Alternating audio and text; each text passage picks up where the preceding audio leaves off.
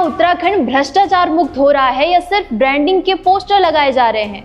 क्योंकि एक तरफ सरकारी मंचों पर वादों की बारिश है, तो वहीं दूसरी तरफ अदालतें सरकार से भ्रष्टाचार का ग्राफ मांग रही है। जब हाईकोर्ट खुद राज्य के मुख्य सचिव से पूछे कि भ्रष्टाचार की असल तस्वीर क्या है, तो समझ लीजिए अब बात स्लोगन से काफी आगे बढ़ चुकी है। नमस्कार दर्शकों, मैं सिमरन और आप देख रहे हैं भारत न्यूज लाइव। हाईकोर्ट ने सरकार से भ्रष्टाचार की स्थिति पर जवाब तलब किया और 2 दिन में ग्राफिक रिपोर्ट भी मांगी है। यानी अब भाषा से नहीं, डेटा से तय होगा ट्रांसपेरेंसी का सच।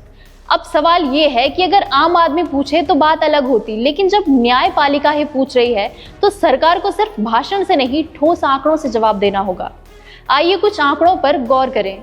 साल 2022 से जुलाई 2025 तक उत्तराखंड में 60 से अधिक भ्रष्टाचार मामलों की शिकायतें दर्ज की गई हैं। UKSSC भर्ती घोटाला, जिसमें 35 से ज्यादा गिरफ्तारियां हुई, पेपर लीक, सिंडिकेट का भांडाफोड़ हुआ और कई करोड़ का आर्थिक घोटाला उजागर हुआ। पेयजल निगम में वित्तीय अनियमितताएं, जहां इंजीनियर स्तर पर फंड के दुरुपयोग के आरोप लगे हैं। पटवारी रिश्वत कांड, एक अधिकारी को नगद रिश्वत निगलते हुए रंगे हाथों पकड़ा गया। ISBT देहरादून रिश्वत मामला, जहां 1 लाख की रिश्वत लेते हुए अधिकारी गिरफ्तार हुआ। चमोली पुल निर्माण मामला, निर्माण में गंभीर तकनीकी अनदेखी देखी गई। हरिद्वार जमीन घोटाला, जिसमें जांच की आंच IAS अधिकारी तक पहुंची। लेकिन सवाल यही है, क्या इन मामलों में दोषियों को सजा हुई या सिर्फ ट्रांसफर, सस्पेंशन और प्रेस कॉन्फ्रेंस की कार्रवाई बनी? सरकार कहती है हमने विजिलेंस एक्टिव की है, कार्रवाई हो रही है, लेकिन क्या ये कार्रवाई हर बार मछलियों तक पहुंचती है या सिर्फ छोटे कर्मचारियों को दिखाकर सिस्टम के ऊपर बैठे लोग हमेशा बच जाते हैं?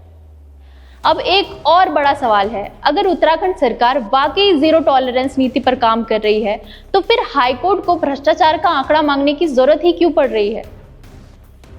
क्योंकि हकीकत ये है, राजनीति में ब्रांडिंग बहुत आसान है, लेकिन सिस्टम में सफाई मुश्किल।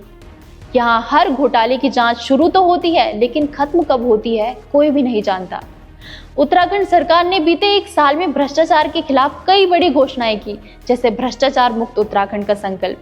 लेकिन जमीनी हकीकत तो यही है कि अदालतें अब खुद हिसाब मांग रही है। क्या सरकार सिर्फ इमेज सुधारने में लगी है या वाकई सिस्टम में ईमानदारी लाने की कोशिश हो रही है? अब बात जनता की उम्मीदों की। जब एक युवा सरकारी नौकरी के लिए दिन रात मेहनत करता है और जब उसे पता चलता है कि सीटें पहले से ही बिक चुकी हैं, तो उसके लिए भ्रष्टाचार सिर्फ एक खबर नहीं, एक टूटी हुई उम्मीद बन जाती है।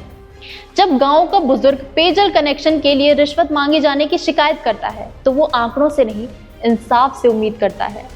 अब फैसला आपके हाथ में है। क्या उत्तराखंड वाकई बदल रहा है या सिर्फ पोस्टर बदल रहे हैं? मैं सिमरन और आप देख रहे हैं भारत न्यूज लाइव। अगर आप चाहते हैं जवाबदेही हो, तो सवाल उठाना मत छोड़िए। भारत न्यूज लाइव से जुड़ने के लिए इसे लाइक, सब्सक्राइब और बेल आइकन दबाएं।